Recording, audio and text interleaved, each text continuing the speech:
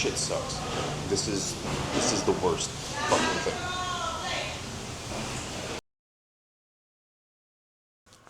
I'm so fucking exhausted. I'm sure that, just anybody who's watching can just fucking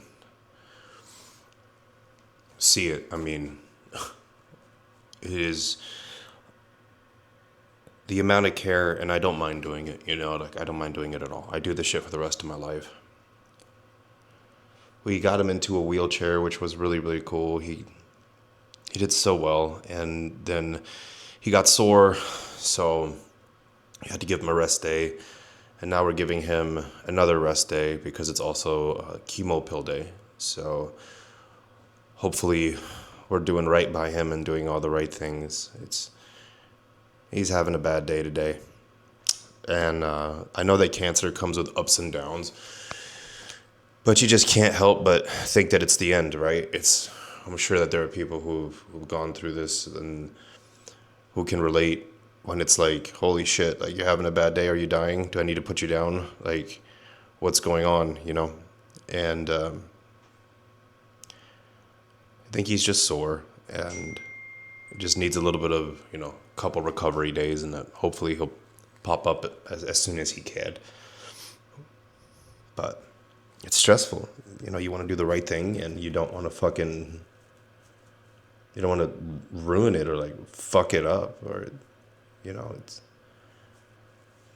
and then, you think, shit, should I put him down? And then you see the fight in his eyes and, he's still there.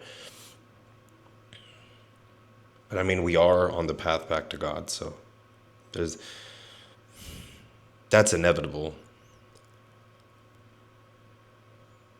Our fucking hello was the beginning of our goodbye, but as is every hello.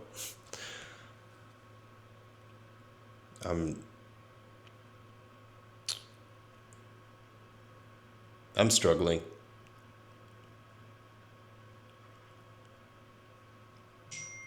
I am I'm very, very, very much so struggling with this. I don't cry in front of my daughter or in front of Wyatt, really.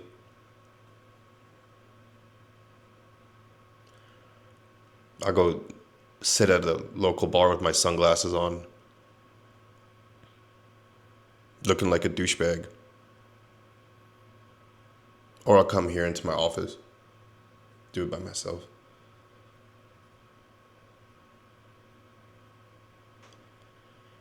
He's so young. Just such a good dog. And the truth of the matter is that, I fix dogs for a living, behaviorally, so selfishly and from an egotistical standpoint.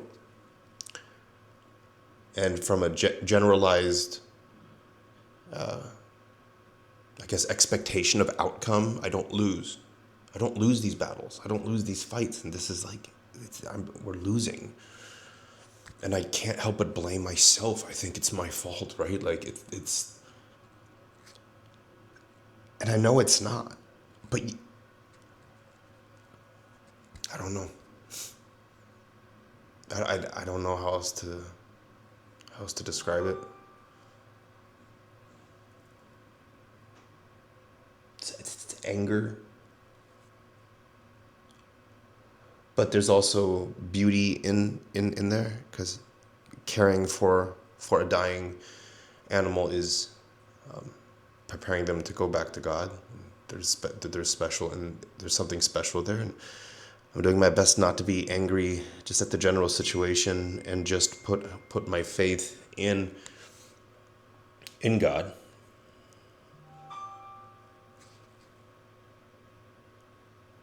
But I'm having a little trouble, which I think is normal. Jesus had trouble. Jesus had trouble with it. Father, why have you forsaken me? But I don't feel forsaken. I just feel for Wyatt. I I don't want him to go. I don't want him to be in pain.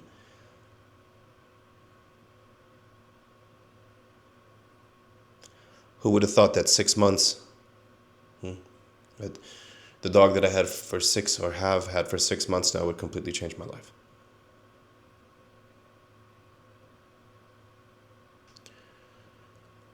I need to take a fucking shower. Like, this cancer shit is fucking terrible. Like, what a fucking awful thing. For anybody out there that's going through it, I'm so sorry. Like, who's dealing with cancer in some way, shape, or form. Bro, fuck cancer. Fuck cancer. I'm fucking exhausted. Last night, the AC went out in the house and trying to keep Wyatt alive and not stroking out from the heat. I got the AC guys to come out in the middle of the night because of the amount of ruckus that I raised. So, just got done with the gym. Trying to take my mind off everything, but that didn't work. So now I'm gonna try to eat something. I'm gonna try to eat a double cheeseburger here and see if I can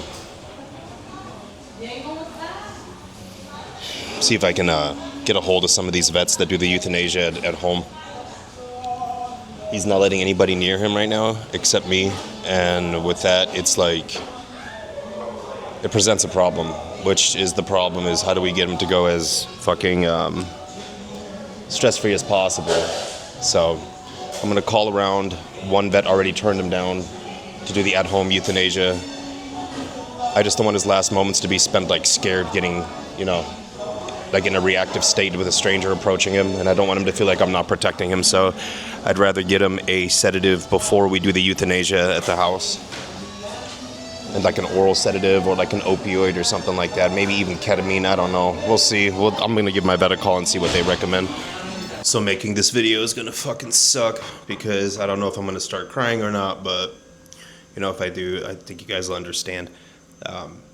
I basically stopped filming content for the Wyatt's Last Riot stuff after that last vlog because I wanted the last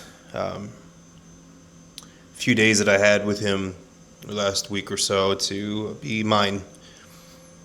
And so about a week ago, I made the decision to peacefully and humanely euthanize Wyatt. He had lost the ability to sit up, and he wasn't having fun anymore. And for a dog who was so strong, he was too strong to be that weak, and he was too fast to be that slow. And he died peacefully in my arms.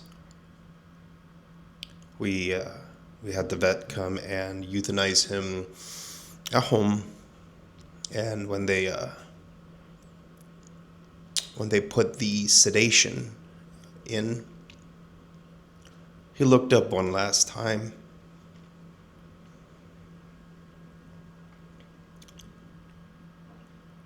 And he had these like beautiful brown eyes, right? And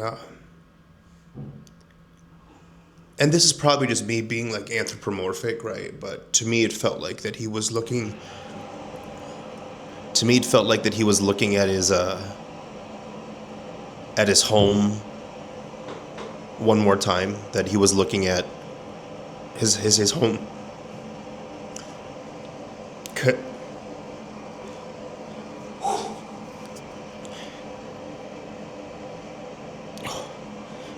Because he never had one. And the last 6 months have been amazing. With him, fighting alongside him has been such an honor.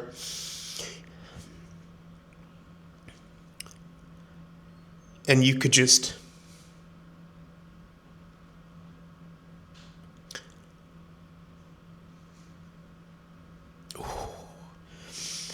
feel the love. It was very peaceful. And I'm very at peace with my decision. That osteosarcoma death is disgusting and it's fucking brutal. And there's no way I was going to let him suffocate or have all his bones shatter and he suffocate from tumors in his lungs or drown in his own blood. Like, no way. No way. But I do feel that I timed it absolutely perfect. And that's something that I'm so grateful to God for. Like, that I really do feel that the timing of it was perfect, because I think he was right on the verge of going into that place, but never felt the pain of it. And after they put the euthanasia in, he took 3 breaths, and he was gone. This is the second time in 4 months I've had to make this call because of stupid fucking cancer.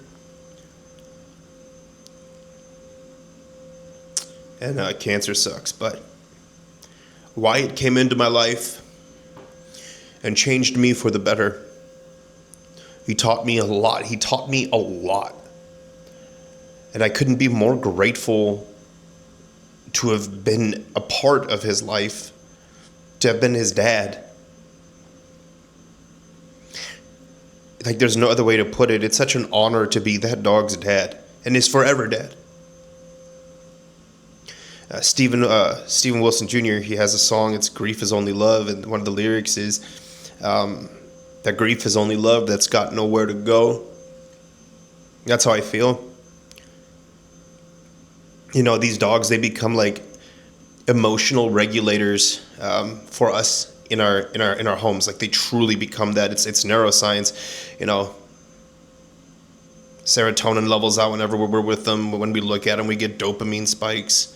When we touch them, oxytocin and bonding happens. When we play with them, bonding happens. Like, you become so attached. And you know, to anybody who says that, yeah, you know, oh, it's just a dog. Well, I feel so bad for those people, man. I feel so bad that those people have never allowed themselves to love something so much to the point to where it leaves scars. It's been about a week since he's been gone. Tomorrow will be a week since he's been gone, and every day gets worse. Like, it doesn't get easier. Every day gets harder. There is no relief from this pain, and you know, it's so crazy because my other dog Wolfie, he was 10 and a half. He passed from hemangiosarcoma and asymptomatic hemangiosarcoma until it had symptoms, and then he was too busy bleeding from the liver, and there was nothing they could do. And